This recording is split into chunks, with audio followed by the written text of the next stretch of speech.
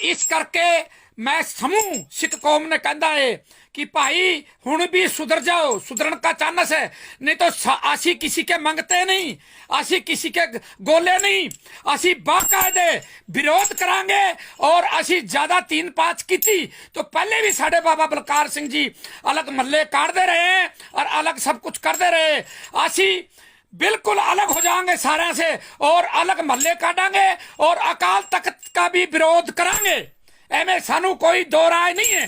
क्यों? जब अकाल तख्त गुरु ग्रंथ साहब का होंदे हुए, गुरु साहब के हजूरी में होंदे हुए और ये लोग गढ़म चौधरी बाबा जी ने धक्के मार मार उधर पीछे धकेलते चले गए, ये नहीं होने देंगे। उत्थे 7 गोलियां भी चल सकती है, उत्थे 7 सड़ा जंग भी लग सकता है।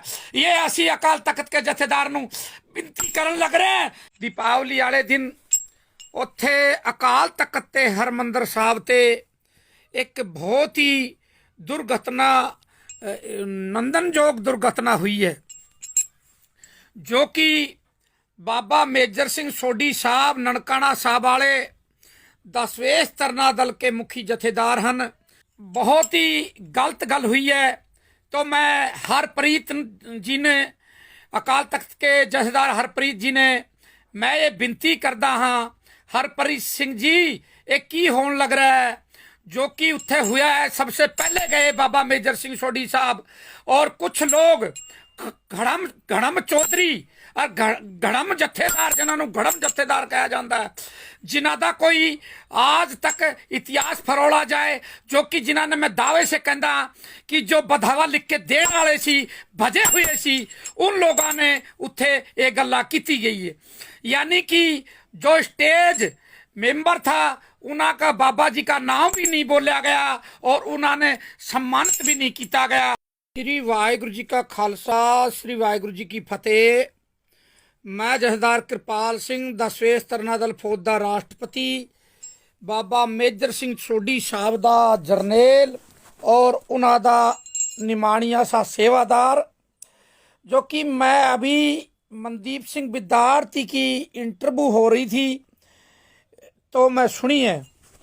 अब के जो बंदी छोड़ दिवस गया है दीपावली वाले दिन, उत्थे अकाल तख्त ते हरमंदर साहब ते एक बहुत ही दुर्घटना, नंदनयोग दुर्घटना हुई है, जो कि बाबा मेजर सिंह सोढ़ी साहब ननकाना साहब वाले दसवेश तरना दल के मुखी जथेदार हैं। सारी रंगरेटा कौम के मालक हैं वो, और उन्होंने बहुत पुराना इतिहास है, जो कि ननकाना साहब से मछंदा ने गुरु घर ने कब्ज कर रखा था। वो भी चाबियां अकाल तख्त ने ला के दी गई आज़ादी दिवा के ननकाना साहब के गुरुद्वारे नू। वो उनके पुरखे बाबा महेंद्र सिंह सोढ़ी साहब 5 पिरा, जिन्होंने पांडु का नाम से भी पुकारा जाया करता सी, पांडु भी कहा करते सी, 5 पांडु। तो बहुत ही गलत गल हुई है। तो मैं हरप्रीत जी ने, अकाल तख्त के जथेदार हरप्रीत जी ने, मैं ये विनती करता हाँ, हरप्रीत सिंह जी एक की होने लग रहा है जो कि उत्थे हुआ है। सबसे पहले गए बाबा मेजर सिंह सोढ़ी साहब और कुछ लोग घड़म चौधरी और घड़म जथेदार, जिन्होंने घड़म जथेदार कहा जाता है, जिन्हों का कोई आज तक इतिहास फरोला जाए, जो कि जिन्होंने मैं दावे से कहता कि जो बधावा लिख के देने वाले सी, भजे हुए सी, उन लोगों ने उत्थे ये गल्ला की गई है। यानी कि जो स्टेज मेंबर था उनका बाबा जी का नाम भी नहीं बोलिया गया और उन्होंने सम्मानित भी नहीं किया गया। तो ए सोच लो तुसी, जो कि जो अभी ईसाइया ने अमृतसर के अंदर हुआ और बाबा मेजर सिंह जी ने रंगरेटा ने ये आवाज उठाई और उन्होंने उत्थे जंग भी उनके साथ हुआ जो लड़या। तो मैं ये कहना है घड़म चौधरिया ने जड़े बधावा लिख के भाज गए सी, भजे हुए नू, जड़े जमीन जायदाद के माया के हंकारी है, जो गुरु गोबिंद सिंह जी कह के गए, जो गुरु ग्रंथ साहब कह रहे हैं, गुरु ग्रंथ साहब में लिखा, वो गुरु ग्रंथ के शब्द गुरु ने नहीं, उनके बाणी और उन्होंने नहीं मानते, ताही ऐसा काम कर रहे हैं। तो उन्होंने किया गया।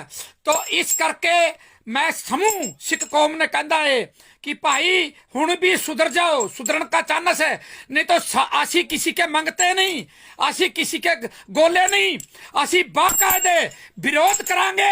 और असी ज्यादा 3-5 की थी तो पहले भी साढ़े बाबा बलकार सिंह जी अलग मल्ले काटते रहे और अलग सब कुछ करते रहे। असी बिल्कुल अलग हो जाएंगे सारे से और अलग महल्ले काटांगे और अकाल तख्त का भी विरोध करांगे। एमें सानू कोई दो राय नहीं है। क्यों? जब अकाल तख्त गुरु ग्रंथ साहब का होंदे हुए, गुरु साहब के हजूरी में होंदे हुए, और ये लोग गढ़म चौधरी बाबा जी ने धक्के मार मार उधर पीछे धकेलते चले गए। ये नहीं होने देंगे। उत्थे शायद गोलियां भी चल सकती है, उत्थे शायद सड़ा जंग भी लग सकता है। ये असी अकाल तख्त के जथेदार नूं विनती करन लग रहे हैं कि तुसी इन्हें संभालो।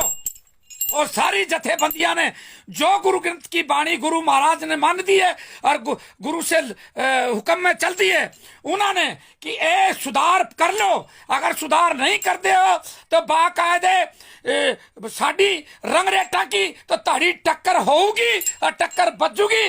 फिर ना कहो कि ये की बनया की नहीं हुआ। ये ध्यान में रख लो। क्यों कि तुसी बहुत खराब कर रहे हो जो इतिहास है और जो मुखी जथेदार है। बाकायदा साहबों की तलमंडी निशाने परखे गए, कोई माड़ी मोटी गल नहीं है। ननकाना साहब वाले बजदे हो, ये माड़ी मोटी गल नहीं हैगी। इस करके बंदे दे पुत बन जाओ। और बाबा मेजर सिंह जी तानू भी मैं विनती करदा, मेरी वीडियो ताड़ तक पहुंच दिए। बाबा जी गुरु महाराज ने की कहा कि पहले देव देग, पहले देव देग, अगर जो काफुर ना माने फिर देव तेग। तो ये काफुर है, काफुरगिरी कर दे तो बाबा जी सुस्त रहने से काम नहीं चलणगे। ये तां दसी गल। जब तुसी सिख कौम के वास्ते ईसाइया से भिड़न लग रहे हो, सिख कौम के वास्ते लोगों से भिड़न लग रहे हो, तो इस सिख कौम ने भी ये बिल्कुल सोच लेना चाहिए कि साडा कुछ बिगाड़ नहीं सकणगे। असी परवाह नहीं करते, असी विरोध में खड़ांगे और जमें होगी वह निमटांगे। वाहिगुरू जी का खालसा, वाहिगुरू जी की फतेह।